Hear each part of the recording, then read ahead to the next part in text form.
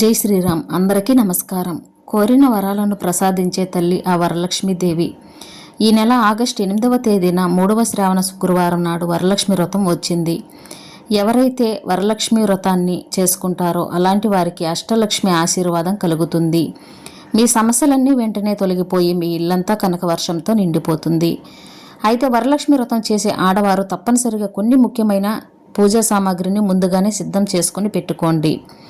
వరలక్ష్మి పూజలో ఎలాంటి లోపం లేకుండా లక్ష్మీదేవిని పూజించి ఐశ్వర్యాన్ని పొందండి.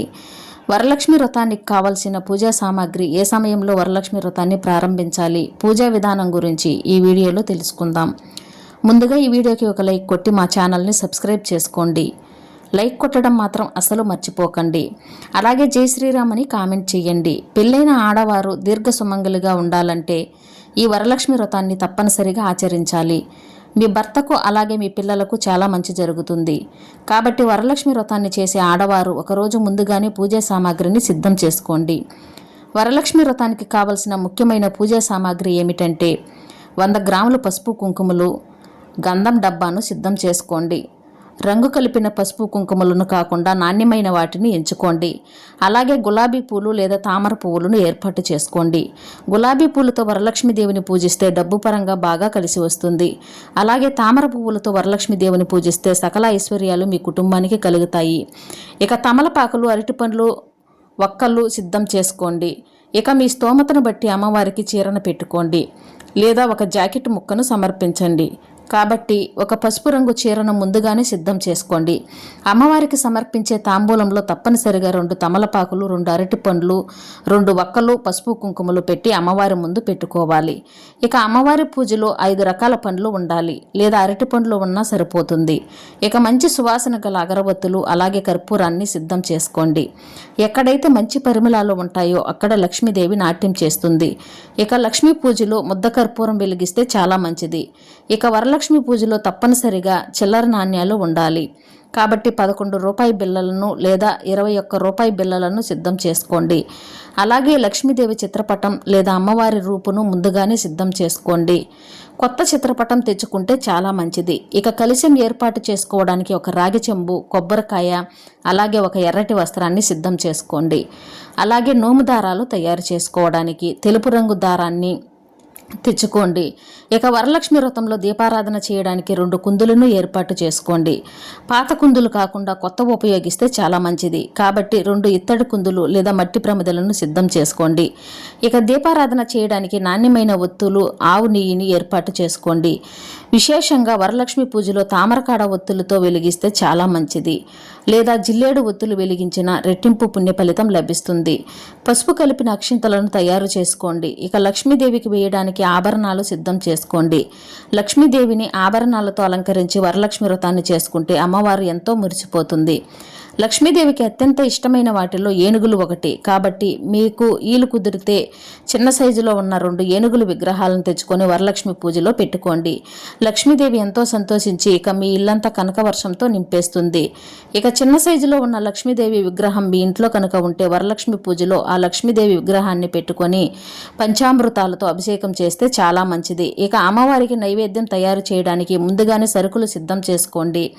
వరలక్ష్మి వ్రతాన్ని చేసే ఆడవారు ఈ పూజా సామాగ్రిని మొత్తం ఒకరోజు ముందుగానే సిద్ధం చేసుకోండి. ఇక ఆగస్టు 8వ తేదీన వరలక్ష్మి వ్రతాన్ని ఆచరించే ఆడవాళ్ళు తెల్లవారుజామునే నిద్రలేచి ఇల్లంతా శుభ్రం చేసుకుని ఇంటి గుమ్మానికి పసుపు రాసి ఇంటి ముందు ముగ్గులు వేసి మామిడి తోరణాలతో ఇంటి గుమ్మాన్ని అలంకరించుకోండి. ముందుగా తులసి కోటను పూజించాలి. మొదటగా తులసి కోటను పూజిస్తే మీ వ్రతాన్ని చిన్నగా ప్రారంభించుకోవచ్చు. ఉదయం 10:45 నుండి 12-15 నిమిషాల మధ్యలో వరలక్ష్మి వ్రతాన్ని ప్రారంభించవచ్చు. ఇక సాయంత్రం సమయంలో వరలక్ష్మి వ్రతాన్ని చేసుకునేవారు సాయంత్రం 6 నుండి 7:30 మధ్యలో చేసుకోవాలి. వరలక్ష్మి వ్రతాన్ని చేసే ఆడవారు పసుపు రంగు చీరను కానీ, ఎరుపు రంగు చీరను కానీ, ఆకుపచ్చ రంగు చీరను కానీ కట్టుకోవాలి. ముందుగా నైవేద్యాలను తయారు చేసుకోండి. వరలక్ష్మి పూజలో తప్పనిసరిగా ఉండాల్సిన నైవేద్యాలు ఏమిటంటే పాలతో చేసిన పరమాన్నం, పులిహోర, బెల్లం పానకం, వడపప్పు, అలాగే గారెలు. ఈ 5 రకాల నైవేద్యాలు సరిపోతాయి. ఇక మీకు ఉన్న స్తోమతను బట్టి ఇతర నైవేద్యాలను కూడా నివేదించవచ్చు. శుభ సమయంలో వరలక్ష్మి వ్రతాన్ని ప్రారంభించే ముందుగా కలశాన్ని ఏర్పాటు చేసుకోవాలి. ముందుగా ఒక ఎర్రటి వస్త్రాన్ని పరిచి ఆ వస్త్రం పైన బియ్యం పోసి బియ్యం పైన కలశాన్ని పెట్టుకోవాలి. కలశానికి పసుపు కుంకుమలు బొట్లు పెట్టి కలశంలో నీళ్లు పోసి పసుపు కుంకుమలను కూడా వేసి కలశం పైన కొబ్బరికాయను ప్రతిష్ఠించి కొబ్బరికాయను అమ్మవారి రూపంగా భావించి పసుపు రాసి కుంకుమ బొట్లు పెట్టి కొబ్బరికాయను ఎర్రటి వస్త్రాన్ని చుట్టి ఈ కలశాన్ని పూలతో అలంకరించుకోవాలి. కలశం పక్కనే అమ్మవారిని ప్రతిష్ఠించుకోవాలి. లక్ష్మీదేవికి కుంకుమ బొట్లు పెట్టి గులాబీ పూలతో అలాగే ఆభరణాలతో అలంకరించుకోండి. ఇక పూజ చేసే ఆడవారు మీ చేతికి కట్టుకోవడానికి నోముదారాలు అంటే తోరణాలు రెడీ చేసుకోవాలి.